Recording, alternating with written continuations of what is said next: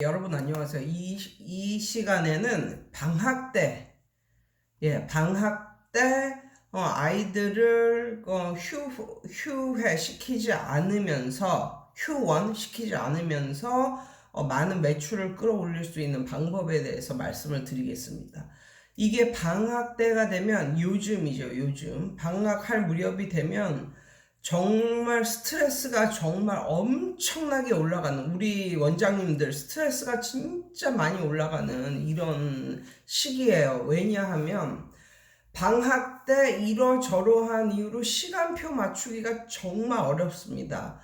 그래서 제 댓글에 어떤 분이 말씀을 남겨주셨는데, 방학 때 자기 애가 뭐 오후에 무슨 일이 있어서 빠진다고 그러면서 자신이 속해 있는 반의 애들을 모두 다 오전에, 오전에 수업을 시켜 달라고 어떤 엄마가, 그러니까 자기 자식 때문에 원래 있는 그 시간을 오전으로 땡겨서 자기가 원하는 시간으로 이제 해달라고 뭐 이런 전화를 하셨대요. 그럼 진짜 뭐 열 받는 거죠. 이게 뭐 지 자식만 다니나. 다른 애들 다 있는데, 자기 자식 편의를 위해서, 몇 시로 픽스가 되어 있는 그 클래스를 오전으로 당겨라. 뭐 이런 식으로 선생한테 하거든요. 근데 그거 너무 어처구니 없는 거잖아. 너무 이기적인 거잖아.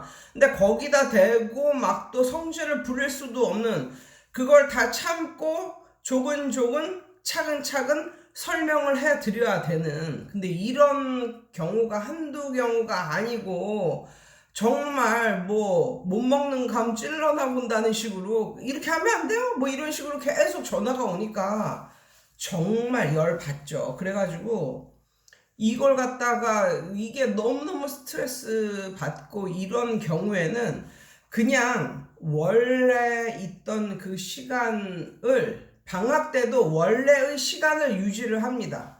근데 그렇게 되면 오전 시간을 사용을 못 하는 거죠.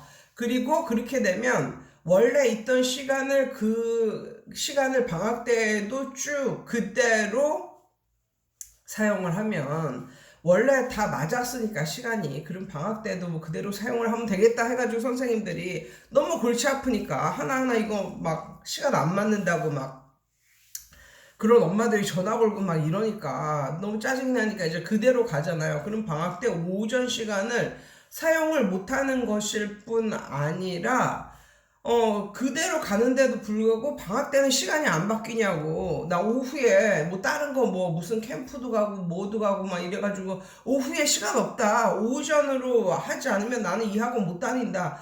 이런 경우도 생기기 때문에 방학쯤 해서 모든 선생님들이 스트레스를 받죠. 신경이 날카로운 그런 시기이죠. 그런데 방학 때 그래가지고 막 빠지고 뭐 한 달, 그것도 여름방학 때는 뭐 한 달, 뭐 그까짓 거 빠지면 어때? 뭐 일주일간 휴가 받고 이래저래 한 달 뭐 빠지고, 9월에 들어오겠습니다. 이런 사람들도 많잖아요. 그러면은 어떤 일이 벌어지냐면 평상시 때보다도 훨씬 수입도 적어지면서 몸은 너무 피곤해지는. 왜냐, 이러저러한 이유로 이제 빠지는데 그 애들을 또 보충도 해줘야 되고 이래야 되니까, 금액적으로는 수입은 정말 적어지는데, 평달보다도 수입은 적어지는데 방학 때 일은 더 많이 하는, 그래서 너무너무 고되고 짜증이 나는 그런 케이스가 있거든요. 그런데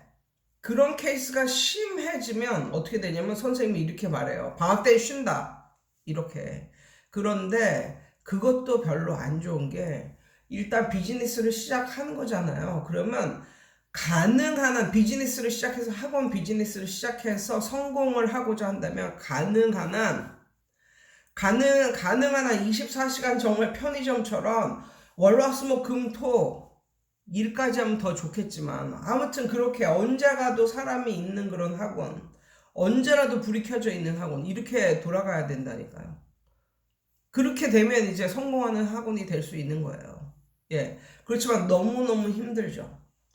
그래서 제 예전에 대치동 시절에 그 학원에서는 어떻게 했나 그거에 대해서 말씀드리고 수지 시절에도 저는 그대로 했습니다. 그랬더니 방학 때 빠지는 애들도 없고 방학 때 수입은 1.5배 늘고 예, 평달에 비해서 1.5배 정도 늘고 그리고 뭐 이렇게 일도 그렇게 빡세게 하지 않고 이런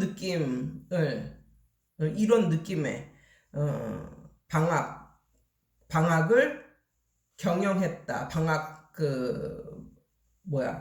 여름 방학과 겨울 방학을 이런 느낌으로 운영을 했다. 이렇게 말이 안 나오냐.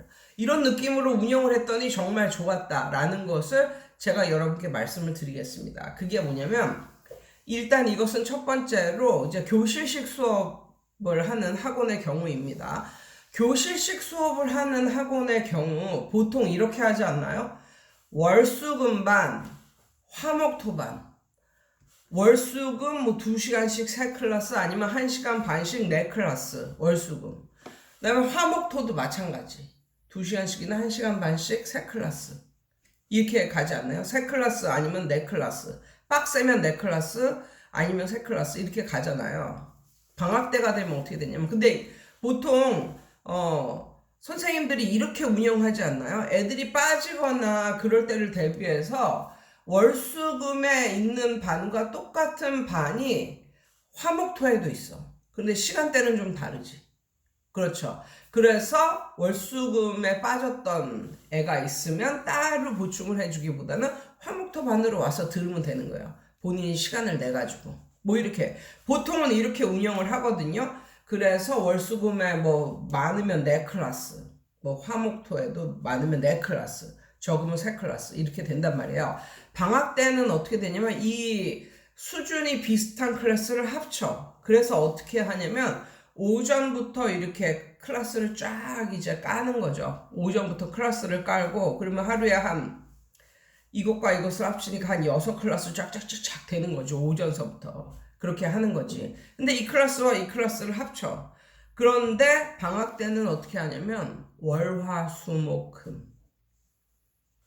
일주일에 5일 수업을 하게 되는 거예요. 일주일에 5일 수업. 그러면 월수금에 있는 애들도 오고 화목토 다니는 애들도 오고. 근데 화목토 다니는 애들은 토요일날 쉬니까 더 좋죠. 그래가지고 이걸 갖다 오전서부터 오후까지 쫙 까는 거야.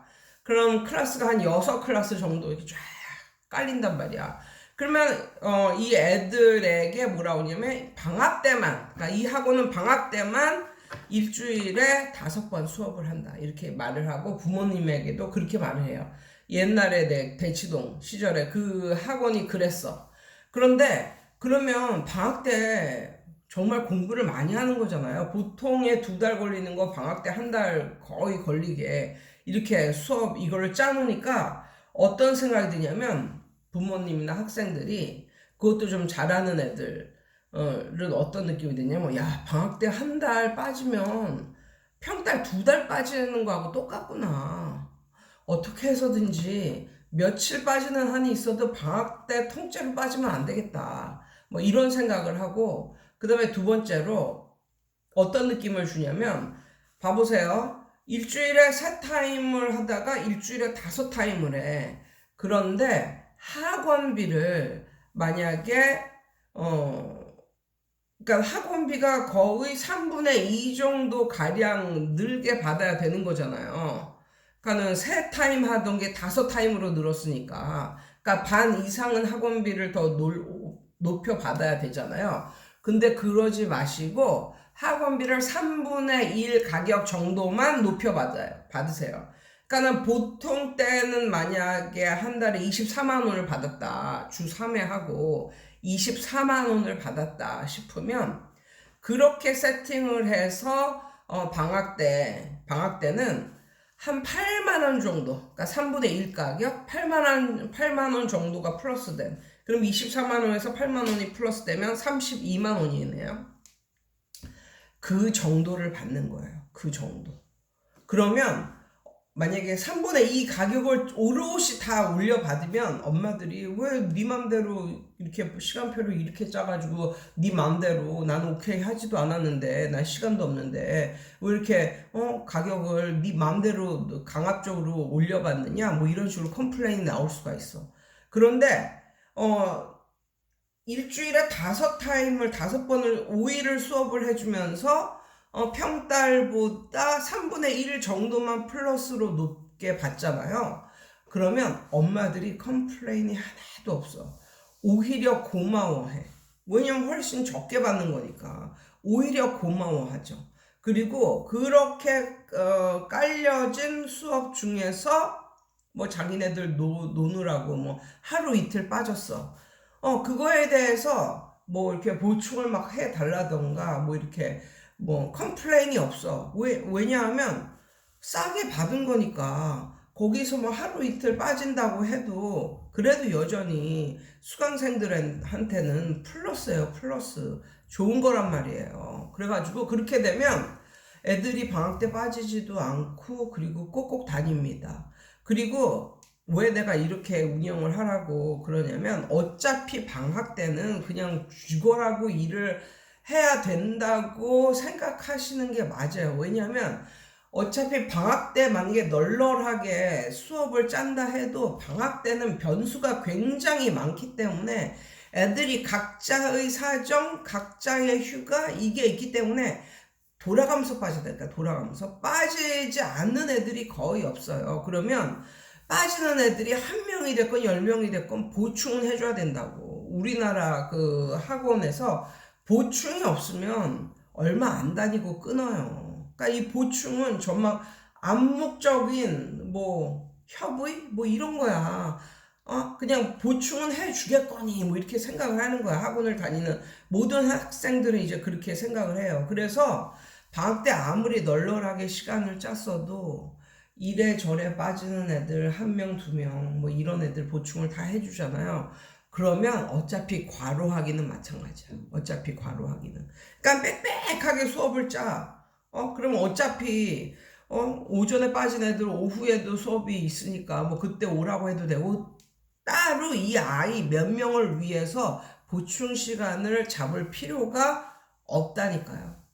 예. 그래서 이것은 선생님한테도 좋은 거죠. 왜냐면 목돈이 들어오니까 평달보다 1.5배 정도 이상은 되는 돈을 받으니까 목돈이 들어오는 거예요. 목돈이. 그래서 방학 때 되면 죽으라고 일을 해야 되는 시즌이 왔다 이렇게 생각을 하고 개학이 되면 오히려 방학을 한 것 같은 그런 개학이 되면 너무나 좋다. 뭐 이런 느낌이 오거든요.